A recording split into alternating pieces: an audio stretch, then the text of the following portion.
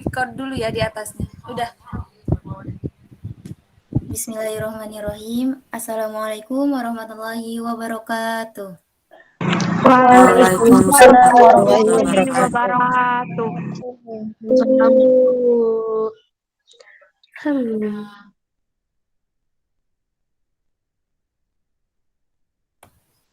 Perkenalkan, saya Kanza Sofiana selaku moderator yang akan memandu jalannya presentasi pada pagi hari ini. Sebelumnya saya ucapkan terima kasih kepada Bapak dosen kita yang terhormat yaitu Bapak Dr. Ujang Jamaluddin, MSI MPD, selaku dosen mata kuliah Konsep Dasar PPKN yang telah memberikan kami kesempatan untuk menyampaikan materi kali ini yang membahas tentang hakikat konstitusi Undang-Undang Dasar 1945 dan perkembangannya. Sebelum presentasi dimulai, izinkan saya memperkenalkan terlebih dahulu anggota kelompok 7. Yang pertama di sini ada Alfiani Lingga, yang kedua ada Siti Ratna Anjani, yang ketiga ada saya sendiri yaitu Kanza Sofiana. Selanjutnya nih.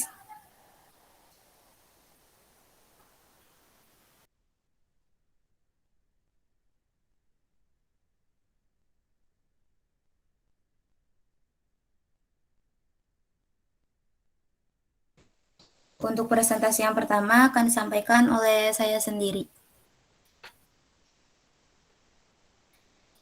Di sini ada pengertian konstitusi. Konstitusi dapat berupa hukum dasar yang tertulis atau lazim disebut Undang-Undang Dasar, dan dapat pula hukum tidak tertulis. Tidak semua negara memiliki konstitusi tertulis atau Undang-Undang Dasar. Berikut merupakan pengertian-pengertian konstitusi menurut beberapa ahli yang mendefinisikan konstitusi lebih luas dari Undang-Undang Dasar. Yang pertama di sini ada menurut L.J. van Apeldoorn, menurut Apeldoorn, Undang-Undang Dasar adalah bagian tertulis dari suatu konstitusi, sedangkan konstitusi memuat baik peraturan tertulis maupun peraturan yang tidak tertulis. Yang kedua, menurut Ferdinand Lassalle, dalam perkembangannya, konstitusi diberi makna sama dengan undang-undang dasar, karena dalam prakteknya hampir semua negara mempunyai undang-undang dasar kecuali Inggris. Yang ketiga, menurut C.F. Strong. Menurut C.F. Strong, konstitusi dapat berupa catatan tertulis yang ditemukan dalam bentuk dokumen yang bisa diubah atau diamandemen menurut kebutuhan dan perkembangan zaman. Yang keempat, menurut Sri Sumatri. Dalam arti sempit, konstitusi adalah piagam dasar atau undang-undang dasar, yaitu dokumen-dokumen lengkap mengenai peraturan-peraturan dasar negara. Materi selanjutnya akan disampaikan oleh rekan saya yaitu Saudari Alfiani. Kepadanya saya persilakan.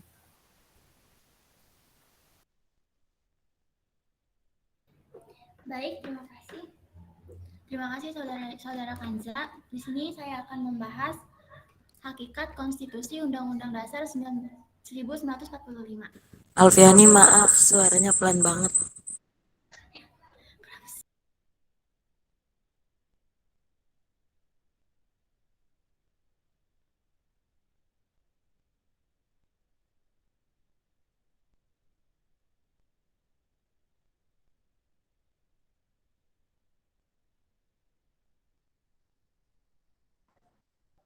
Baik.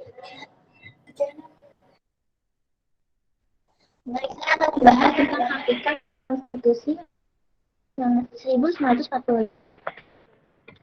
Mohon maaf saya tidak bisa on cam karena jaringannya kadang suka terganggu. Nah, di sini sebentar. Nah, di sini pada hakikatnya Konstitusi Undang-Undang Dasar 1945 merupakan hukum dasar yang tertinggi, memuat hal-hal mengenai penyelenggaraan negara. Karenanya, suatu konstitusi harus memiliki sifat yang lebih stabil daripada produk hukum lainnya. Terlebih lagi, jika jiwa dan semangat pelaksanaan penyelenggaraan negara juga diatur dalam konstitusi, sehingga perubahan suatu konstitusi dapat membawa perubahan yang besar terhadap sistem.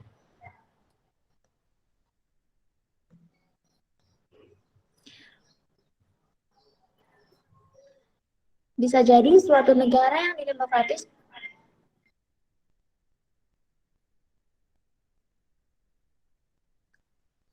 Bisa jadi suatu negara yang demokratis berubah menjadi otoriter karena terjadi perubahan dalam konstitusinya. Konstitusi Undang-Undang Dasar 1945 itu sendiri merupakan kaidah-kaidah dan aturan-aturan atau ketentuan-ketentuan yang harus dilaksanakan dan ditaati oleh semua komponen negara, baik bagi penyelenggara negara, lembaga kemasyarakat, maupun seluruh warga negara. Setiap tindakan dan kebijakan pemerintah sebagai penyelenggara negara harus sesuai dan berpedoman pada Undang-Undang Dasar 1945. Itulah penjelasan tentang hakikat konstitusi Undang-Undang Dasar 1945. Selanjutnya, next. Sejarah perkembangan konstitusi akan dibacakan oleh Anjani. Pada Anjani, saya persilahkan.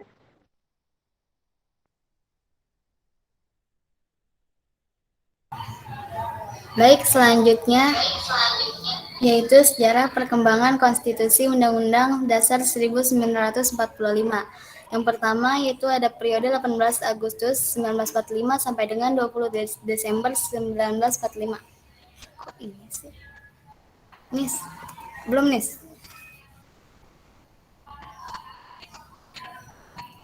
Penetapan Undang-Undang Dasar 45 saat Republik Indonesia diproklamasikan pada tanggal 17 Agustus 1945.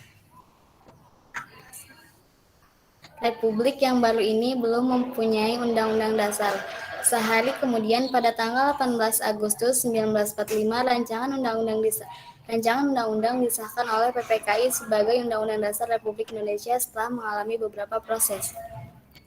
Yang kedua yaitu ada periode 27 Desember 1949 sampai dengan 17 Agustus 1950. Penetapan Konstitusi Republik Indonesia Serikat.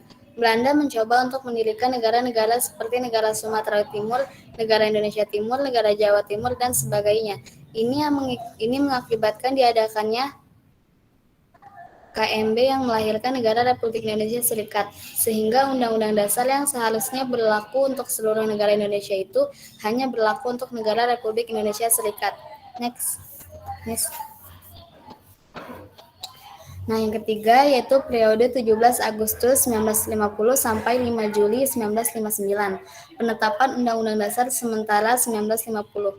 Republik Indonesia Serikat tidak bertahan lama karena terjadinya penggabungan dengan Republik Indonesia. Hal ini mengakibatkan wibawa dari pemerintah Republik Indonesia Serikat menjadi berkurang.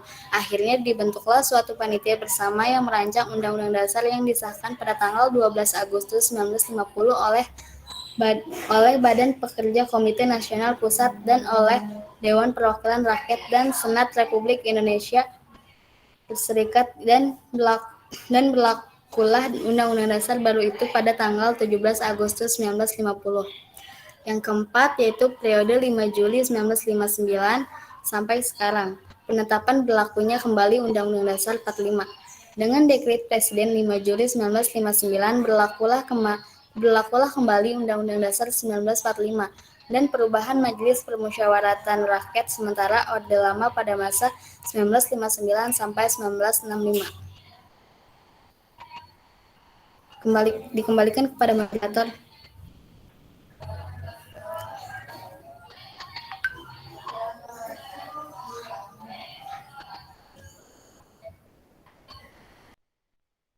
Baik, selanjutnya akan kami buka sesi tanya jawab. Kepada teman-teman yang ingin bertanya, dipersilakan.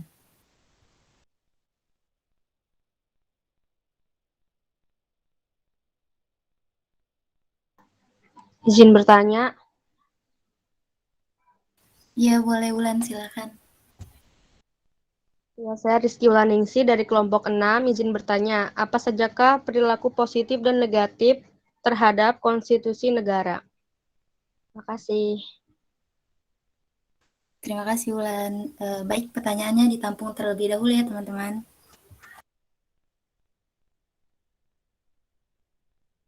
Yang lain ada yang ingin bertanya?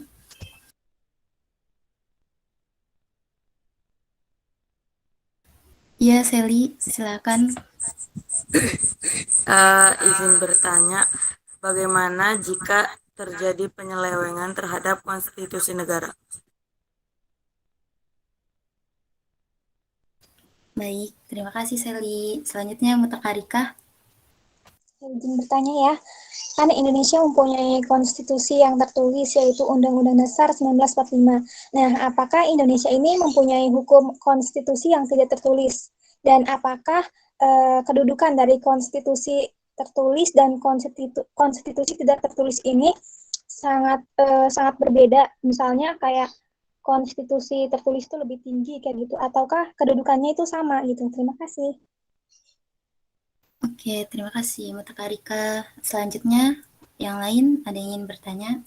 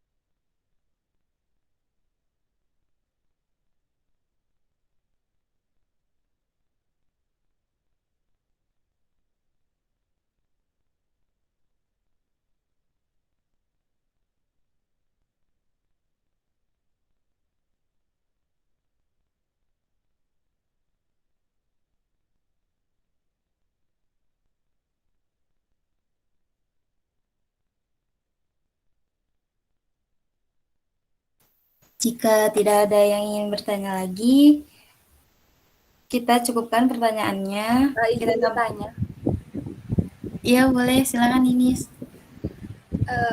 apa yang akan terjadi seandainya bangsa Indonesia ini enggak pakai konstitusi, enggak ada konstitusi? Terima kasih. Enggak. Ulang ya pertanyaannya. Jadi apa yang akan terjadi nih jika negara kita itu enggak memiliki konstitusi gitu? Makasih.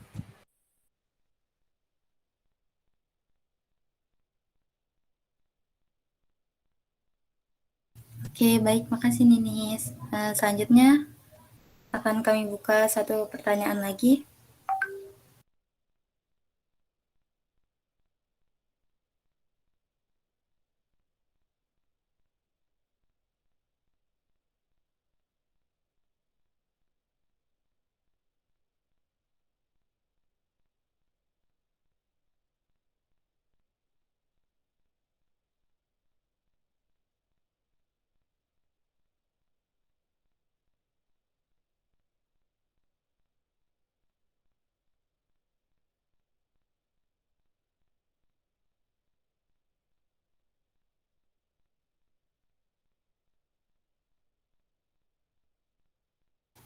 Baik, jika tidak ada pertanyaan lagi, berikan kami waktu untuk mendiskusikannya.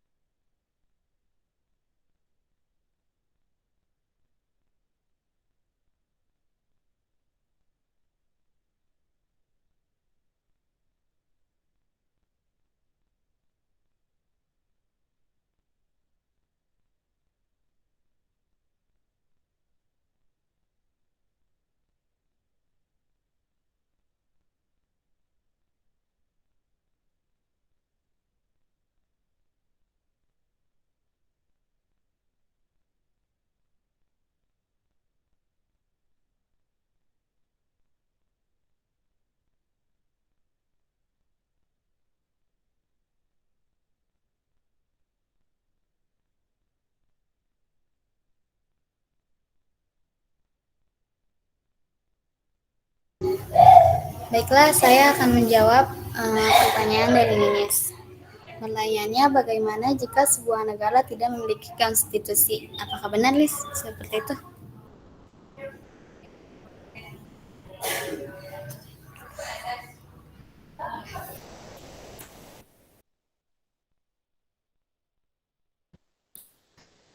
Konstitusi sendiri merupakan suatu sistem ketatanegaraan untuk mengatur suatu pemerintahan suatu negara. Lalu bagaimana apabila sebuah negara tidak memiliki konstitusi? Negara tidak berkonstitusi berarti tidak memiliki landasan dan tidak memiliki aturan. Tentunya apabila tidak ada aturan atau landasan, maka sebuah negara akan berantakan karena seluruh masyarakat tentu berbuat sesuai keegoisannya masing-masing. Konstitusi penting adanya karena berfungsi juga sebagai mata angin di mana sebuah negara tersebut akan dibawa untuk sebuah tujuan yang jelas. Tanpa adanya sebuah konstitusi, kemungkinan tercapainya sebuah tujuan negara sangat kecil karena tidak tercipta sebuah persepsi yang sama antar individu dalam sebuah negara. Seperti itu kurang lebihnya. Jika ada yang menambahkan, silakan. Terima kasih.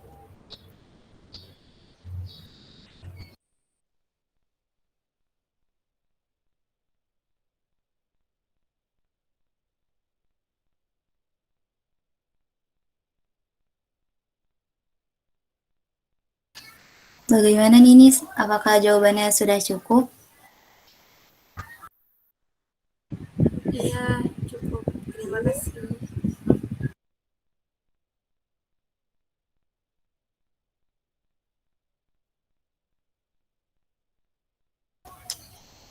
Baiklah, saya akan menjawab pertanyaan dari Rizky Wulan. Tadi pertanyaannya, apa sajakah perilaku positif dan negatif terhadap konstitusi negara? Sikap positif terhadap konstitusi, yang pertama yaitu berusaha mempelajari isi konstitusi agar memahami makna konstitusi tersebut. Yang kedua, melaksanakan isi konstitusi sesuai dengan profesi masing-masing. Yang ketiga, membantu pemerintah dalam mensosialisasikan isi konstitusi kepada warga masyarakat. Selanjutnya, melaporkan kepada yang berwajib apabila ada pihak-pihak yang melanggar konstitusi. Mengawasi para penyelenggara negara agar melaksanakan tugasnya sesuai konstitusi yang berlaku. Mempelajari peraturan undang-undangan yang berlaku apakah sudah sesuai atau belum dengan konstitusi. Jika belum, kita usulkan kepada yang berwenang agar ada perubahan. Mengamati berbagai kegiatan politik atau partai politik, apakah sudah sesuai dengan amanat konstitusi. Menanamkan nilai-nilai konstitusi, khususnya perjuangan bangsa kepada generasi muda. Menangkal masuknya ideologi asing yang bertentangan dengan konstitusi Indonesia. Adapun sikap negatif terhadap konstitusi, yaitu yang pertama, melanggar apa yang menjadi isi konstitusi, yaitu kita melanggar aturan atau norma yang telah ditetapkan di dalam konstitusi kita. Yang kedua, menyalahgunakan konstitusi ini untuk kepentingan diri sendiri atau kelompok yaitu menggunakan peraturan untuk memenuhi kebutuhan diri sendiri atau kelompok, atau menyelewengkan kekuasaan, ataupun untuk memperkaya diri maupun kelompok, atau korupsi. Bagaimana Wulan jawabannya? Apakah cukup? Kepada teman-teman yang ingin menambahkan, dipersilakan.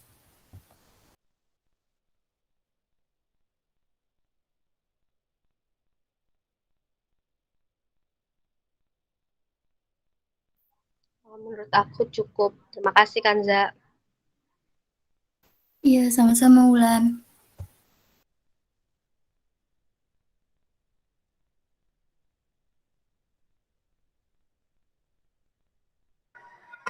Baik, saya akan menjawab pertanyaan dari Mutakarika.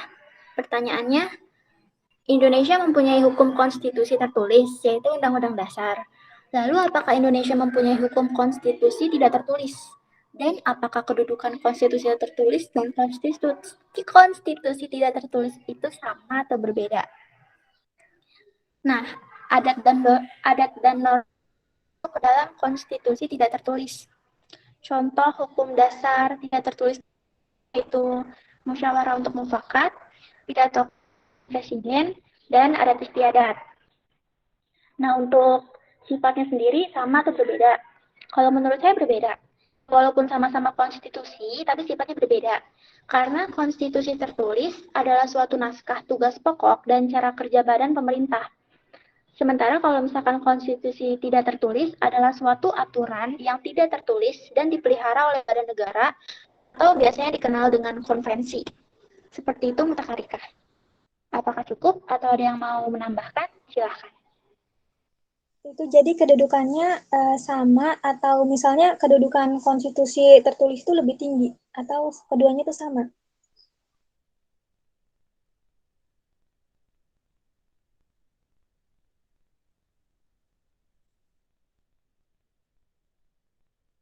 Kalau menurut saya beda.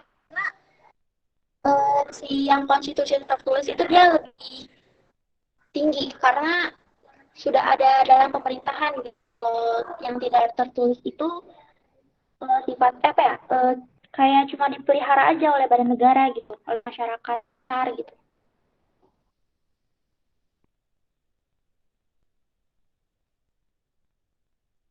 Oke, Alfiani, terima kasih.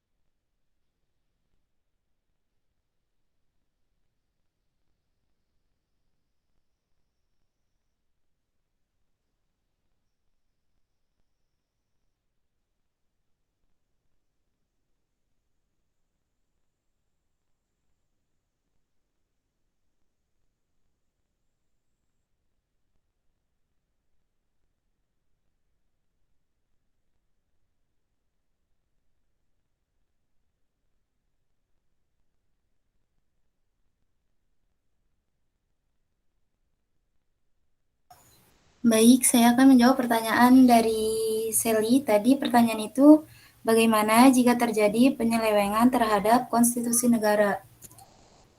Jawabannya itu, untuk mengatasinya sendiri, yang pasti sudah ada Mahkamah Konstitusi yang bertujuan menjaga konstitusi guna tegaknya prinsip konstitusionalitas hukum. Sementara untuk masyarakatnya sendiri, sebisa mungkin membangun kesadaran berkonstitusi sesamanya. Buat teman-teman yang ingin menambahkan, dipersilakan.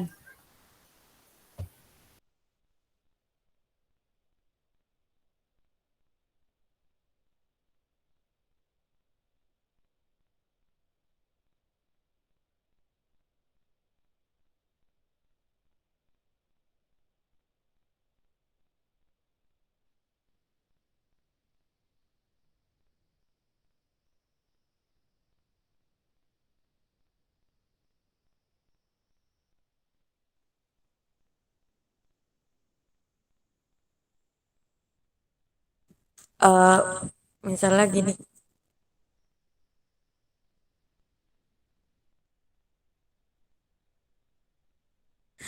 kalau kalau misalnya ini kan konstitusi itu diselewengin nih.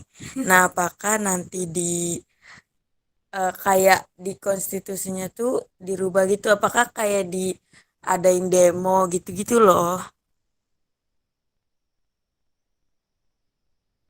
Maksudnya kayak pembuatan konstitusinya itu yang salah.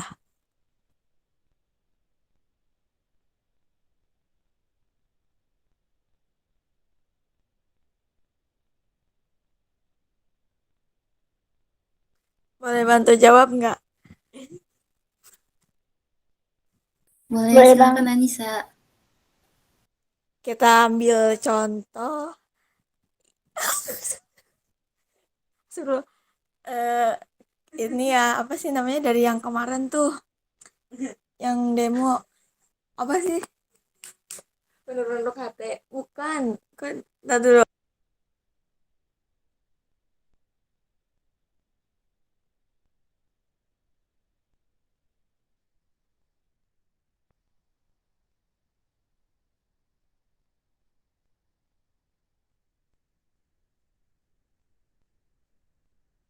Ah ya, ya kayak yang katanya rancangan undang-undang RK A HUH. Iya yang itu kan yang di Jakarta. Nah, itu kan kayak masyarakatnya kurang terima gitu, kayak em ngerasalah kurang adil gitu. Kenapa ini kayak banyaklah tanda tanya gitu. Kenapa kayak kayak kayak nggak dapet keadilan gitu kan. Nah, itu ya otomatis kayak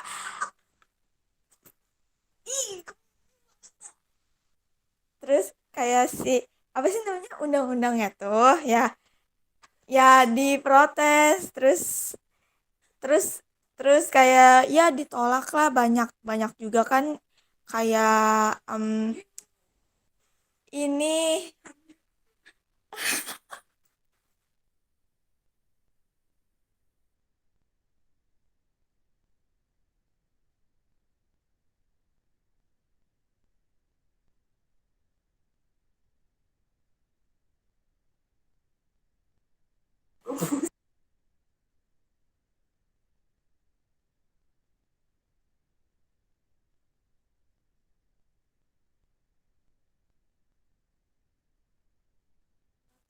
ya pokoknya kayak pada ini kan apa sih em, nampung suaranya gitu.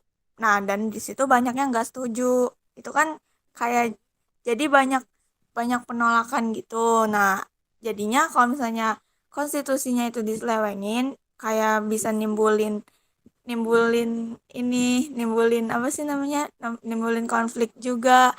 Nah, bahkan kan bisa bikin ricu gitu kan kalau misalnya ini terus juga kayak apa ya, ya gitulah, pastinya pastinya bakalan ditolak gitu, banyak banyak yang protes gitu, jadi gitu aja tinggal. Tapi kok itu tetap disahing sih RKUHP-nya? Kan padahal kan banyak yang tidak setuju gitu.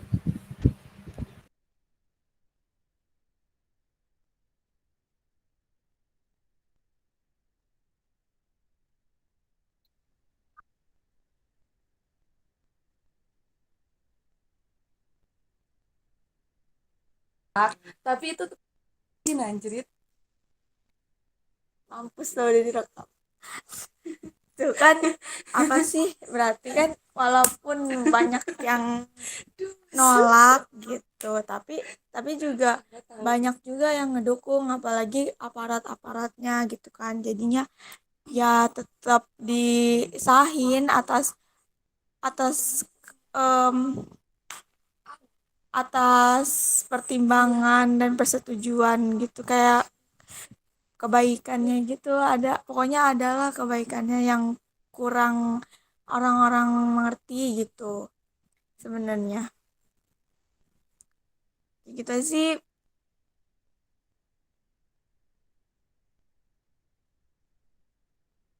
Oke, terima kasih Anissa. Apakah ada yang ingin menambahkan lagi?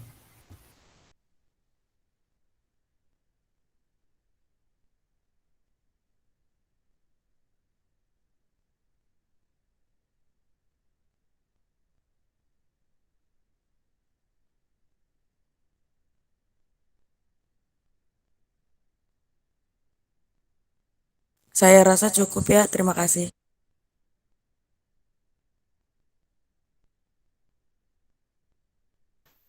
Baik, karena semua pertanyaannya sudah dijawab, akan kami tutup saja presentasinya.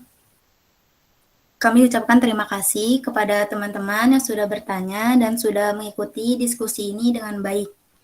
Kita akhiri presentasi ini dengan mengucap lafaz hamdalah. Alhamdulillah.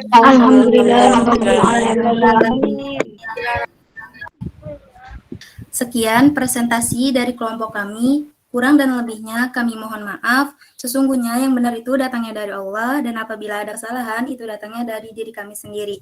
Allahul muwafiq ila aqwamit thoriq. Wassalamualaikum warahmatullahi wabarakatuh. Waalaikumsalam warahmatullahi wabarakatuh. Live kan?